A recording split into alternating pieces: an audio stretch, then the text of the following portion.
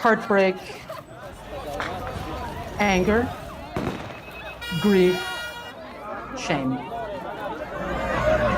It's a numbness. I can't evoke the sensations that they must be feeling, and frankly, no way to imagine what they're going through. Afghanistan always breaks your heart. It's chilling to see those images, especially sort of bookending 9/11, where some of the most haunting images from New York when the Twin Towers were burning were people, humans, falling out of the sky. And here, almost exactly 20 years later, you have other people clinging to aircraft, American aircraft, falling from the sky as America abandons its longest war.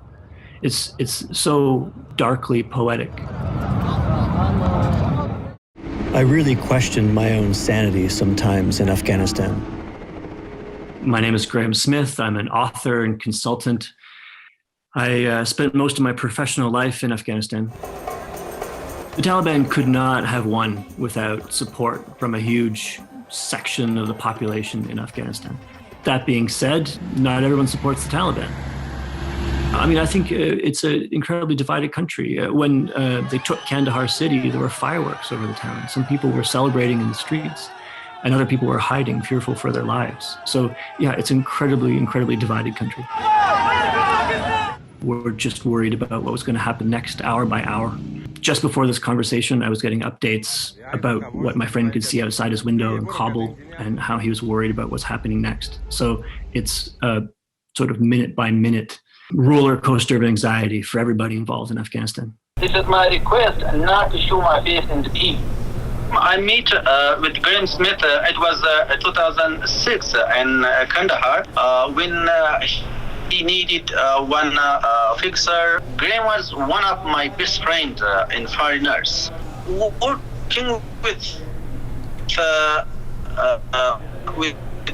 foreigners, it is a dangerous work in Afghanistan everywhere. The insurgents or the Taliban don't like those people that they work with foreigners. I want to ask from the Canadian government to help those people who help with you. I will request from them, please not to forget Afghanistan. Help with Afghanistan. Support good people in Afghanistan.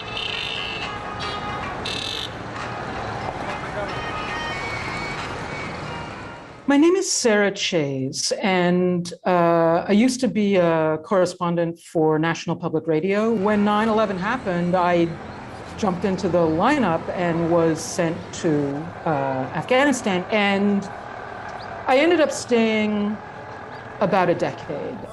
The Afghan government never treated the population like citizens. They treated them like chickens to be plucked. And they would tell me, you know, the Taliban shake us down at night, but the government shakes us down in the daytime. We feel like we're standing, they would say, we're standing on two watermelons. There was, I think,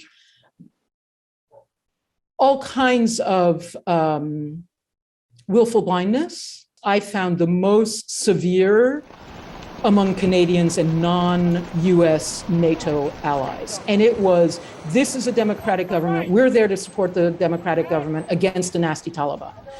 And that was it. And no one really wanted to hear that the government was at least as much part of the problem as the Taliban were. I think women are going to go back to jail, basically.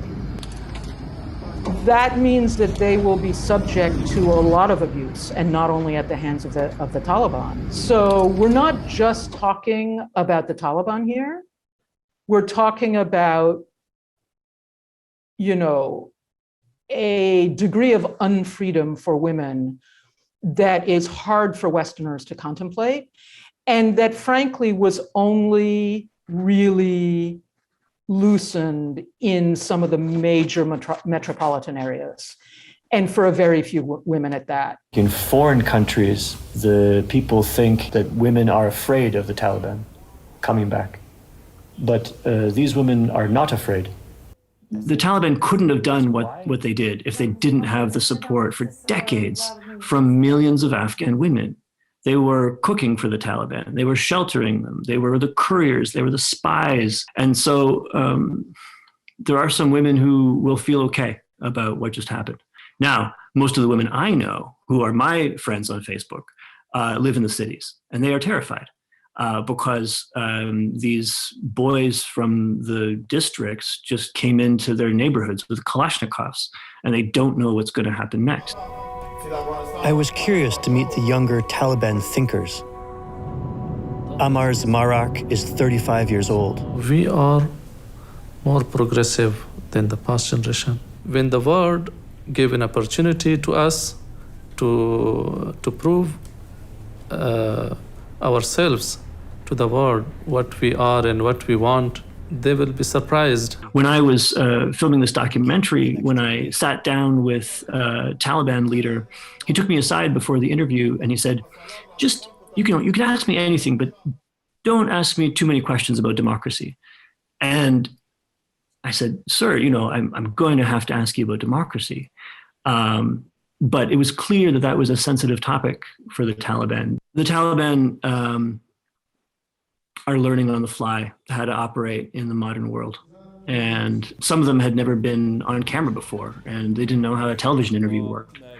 Now, they've never been in the presidential palace before, and they got to figure out how a government works. And they're going to learn on the fly in real time. We're going to see their mistakes, and it's going to be messy sometimes, I'm afraid.